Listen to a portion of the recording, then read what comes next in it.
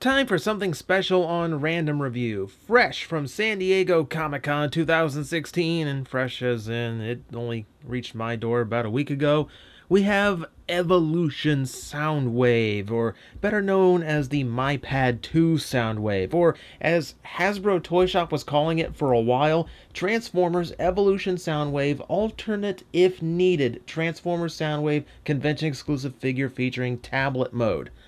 I'm not kidding, that was what was on their website. But whatever you call it, it is the recently revealed and pretty much virtually like, why did they make that kind of reaction to, Soundwave as a Chinese tablet. This was the tablet that was done by, okay, I'm going to go with Xiaomi as the company name. I don't speak Chinese, and man, I know I do not pronounce Chinese, so I'm taking my best shot with that. But either way, it is officially licensed. It is modeled after their MyPad 2, which I'm sure in no way rips off one of Apple's tablets. But you can see, super, super thin. It is kind of astonishing. Do I have anything nearby for comparison? Not really. Make your imagination. But yeah, it's a 1-to-1 replica of the tablet. It's the same size. It is the same thickness, which is pretty impressive considering everything that this thing's going to do to make a three-dimensional robot. Now, it's pretty much what you would expect. It's all black, of course, with the trim done in a very nice metallic silver. Now, this is the San Diego Comic-Con version. If you get the Chinese version, the original, you're going to have a few subtle differences. One is this silver is going to be a flat shade of gold, and up here you're going to see the MyPad logo, which has been removed from this particular version, even though it's completely licensed. There's some subtle molding going on, as tablets are meant to look pretty sleek and smooth. For instance, you do have the front-facing camera, as well as a few other little details you would expect on any sort of tablet device. Down here at the bottom, we do have the home row. We have your main button, your back, and your tabs and all that. Toward the bottom, we see where they've molded in the recharge slot for the USB cord. That's pretty good, and I checked the actual MyPad, at least pictures of it. That's pretty accurate. What wasn't accurate, and this was kind of strange to me since this is licensed, this side doesn't seem to match. It's got one of these switches on the sides. Of course, it doesn't work on this, but there's your power button, obviously, and then there's this, which reminds me of the last laptop I had that had a switch on it that turned off the wireless for some reason. I never understood that switch, but it was there, and I don't own a tablet to know if this is a thing tablets have, but I know on the MyPad 2 I was looking at online, this was supposed to be where the volume switches were, which here is on this side, which reminds me much more of an Apple product, having it on that particular side. So I wasn't about to go order a Chinese tablet just to confirm whether or not this toy was accurately molded and designed. All I know is it seems to have all the necessary accoutrements for such a tablet device. It also has this little hole up top, which is where on an actual tablet you would be able to plug in a headphone jack, which actually does work. Fits in nicely. And if you notice there, as I actually insert that little click, there is a little bit of friction there just as the last bit goes in, which gives you this nice little feeling of like you're actually putting it in a device. That's a cool little trick. Also, as another little trick, you also have a camera molded into the back. That's pretty neat. Non-functioning, of course, but that's a cool small little touch. And it's about the only thing on the back that's accurate to the real thing, because, oh my god. This is a little bit of a detraction, but of course the only way you could actually get around this, I suppose, is to slap a big panel of silver on the back, and that would probably not work out very well. There's a few other things about this that's actually pretty cool. For starters, this is one of those toys where typically in a review I tell you never to review the box, because people watching a review, they want to know if the toy is worth buying, and they don't care about the box. They care about the toy inside. mint and box collectors are never going to open it. They don't care. But in this case, I think the box is worth talking about because it's actually really, really cool. So, nice silver box with a brilliant piece of artwork printed on for the Soundwave robot mode. And if you look around the side, Soundwave printed very classy on the side. It's got the round sticker, or the round pieces of tape holding it shut. Subtle little writing on the back. It's like an actual box a tablet would come in. It even opens up the same way, sliding open. And on the inside, when you get the toy out, it's covered in this plastic sheet, which is, I assume, to protect that glossy black surface, which also covers up the fact that there's a whole bunch of robot mode jumble on it. You can keep this little plastic sleeve and hide most of your robot mode details in the almost said vehicle mode. In the tablet mode, silly me, there's also one of those pieces of paper they put in to protect the surface. That was kind of hilarious. It's the exact same stuff and everything. And on the inside, you find a tray that is, aside from very nicely printed Decepticon symbol, you'll notice the little tabs in there. That's where the instruction book was kept. And it's not like a folded up square piece of paper like your usual instructions. It's actually a booklet with a spine, and it's cut like a Decepticon symbol. There was so much effort put into this box, and it's legitimately part of the experience because it really does feel like you're cracking open a brand new tablet. That's really, really cool. It's been a long time since I saw a Transformer toy that had so much fun with its packaging. That's a really cool touch, and it was a really welcome surprise. That definitely adds to the experience of the toy. Unfortunately, what doesn't add to the experience is some inherent flaws with this type of design. Of course, it's piano black, which means that glossy surface is going to pick up every smudge, every fingerprint, every little bit of oil on your body is going to stick to this thing for all eternity. And I just wiped it down before the review, and it's already picked up a bunch more smudges. Also, because this thing has approximately 65 kajillion hinges, you're not going to get much of a flat experience out of this tablet. You're going to notice a lot of panels that are a little bit off. They're sticking up here and there. Maybe a little bit of curvature to it in some parts.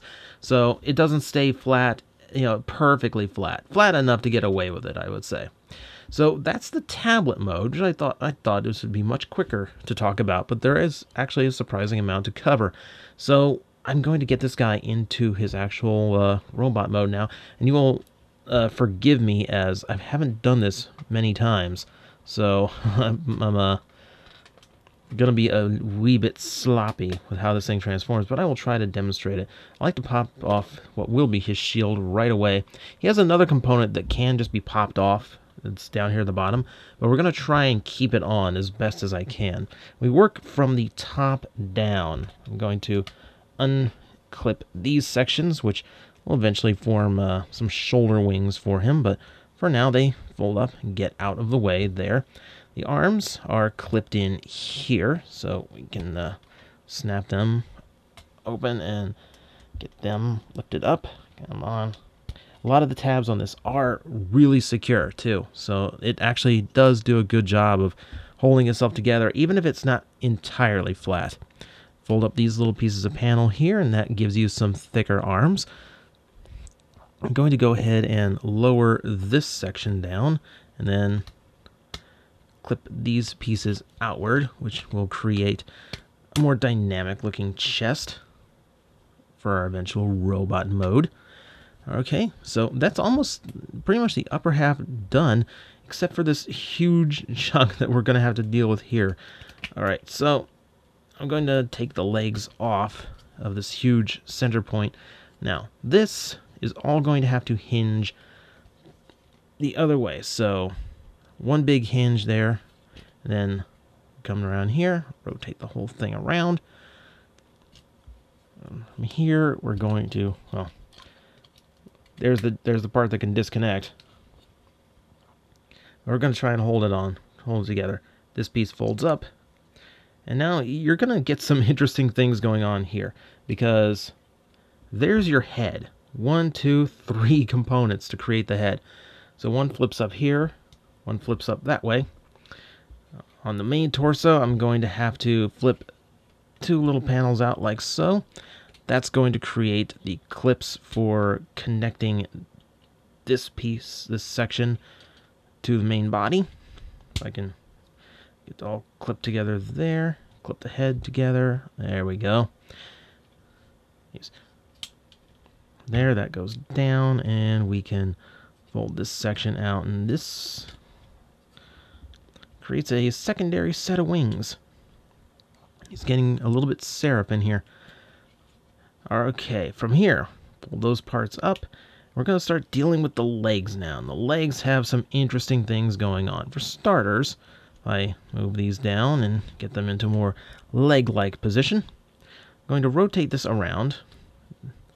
Now, we're going to have to get some 3D legs out of this somehow, so we're going to take that tab that was holding the upper and lower halves together along the side, and we're going to actually rotate it down. And doing that, it's going to pop out the shins just a little bit, which is going to add some much needed bulk. But once that's done, we can also fold this section over and clip the whole thing together, and that creates some legs with some decent width to them. I like the idea of like relocating and reusing a tab for that. That's actually really clever.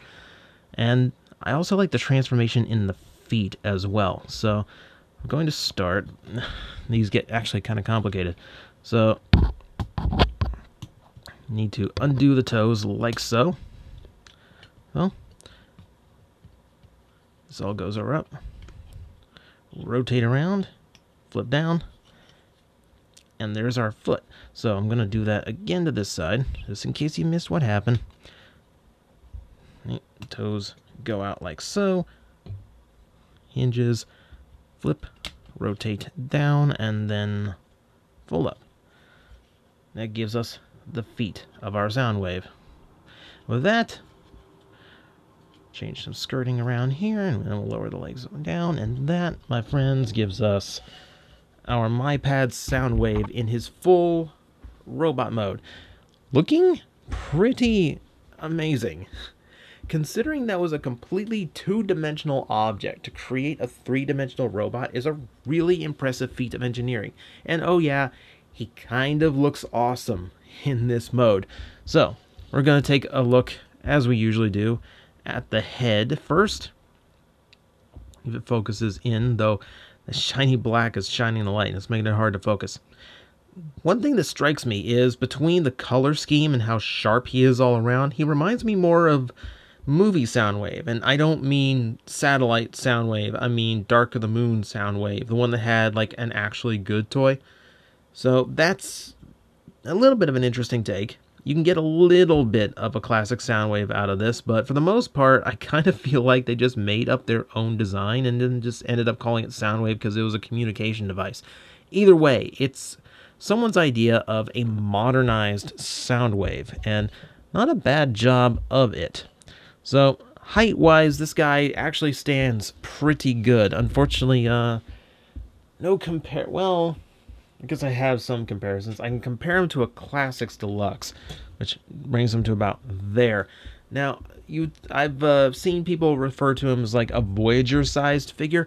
I've compared him to Voyager class figures, and he's actually a little bit taller than that. I'd put him closer to like a short Ultra class, or even a tall Voyager like Cybertron Vector Prime was.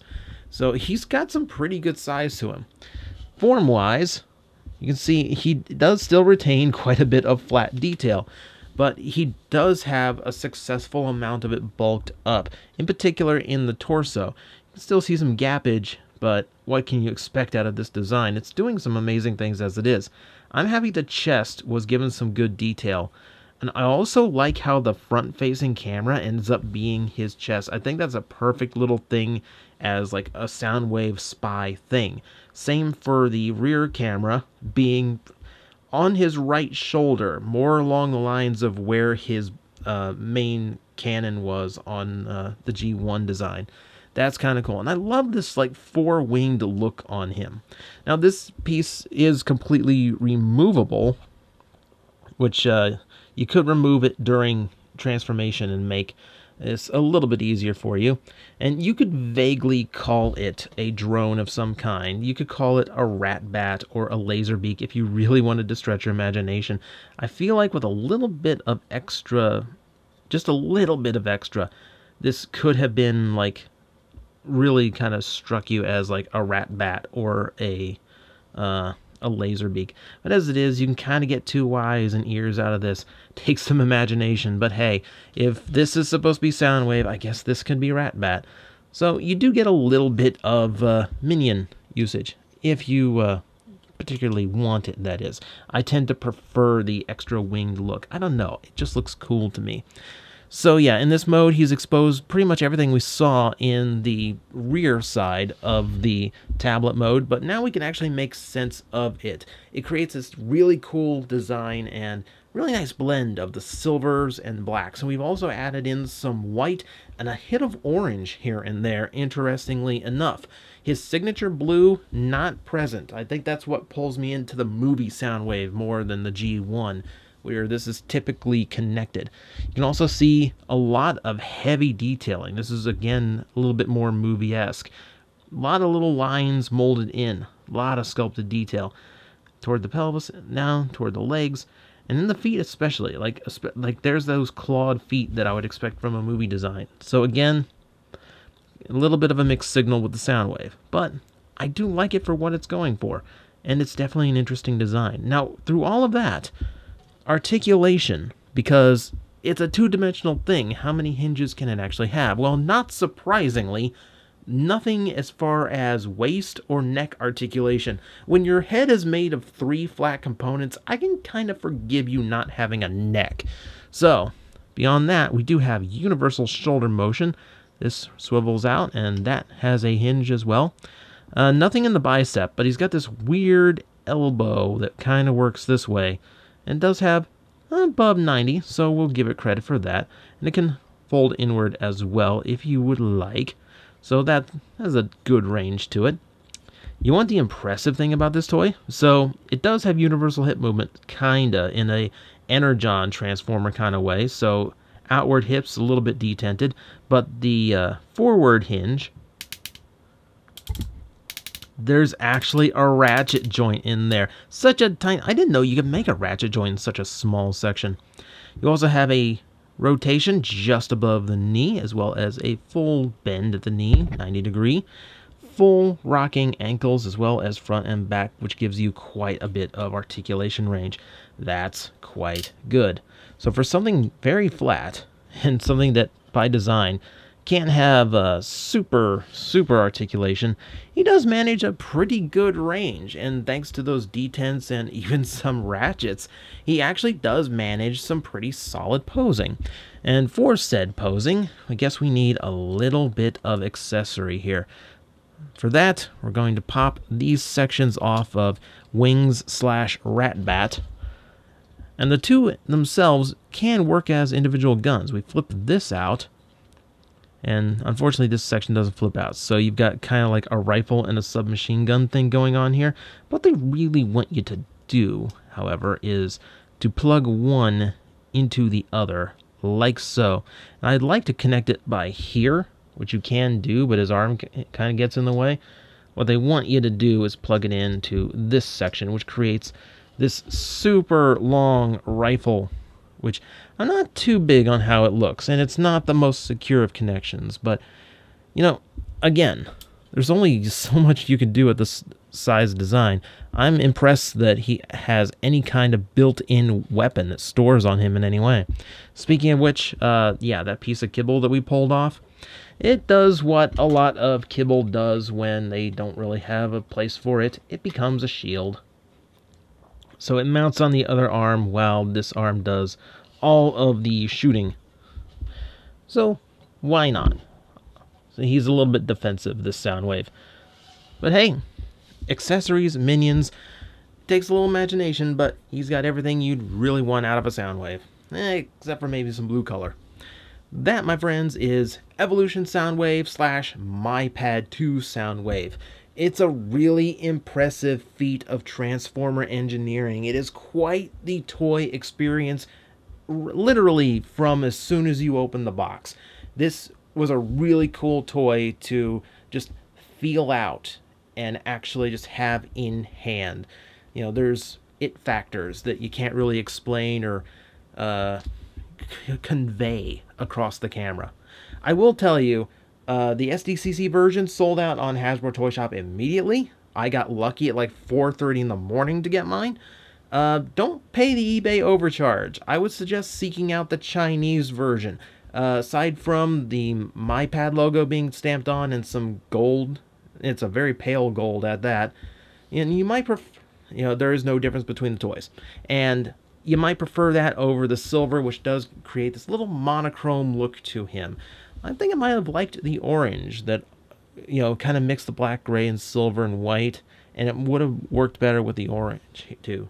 So seek out that version. It's the same quality, it's the same toy, and enjoy, because this is a rare style of Transformer we almost never get, and I think it is worth experiencing.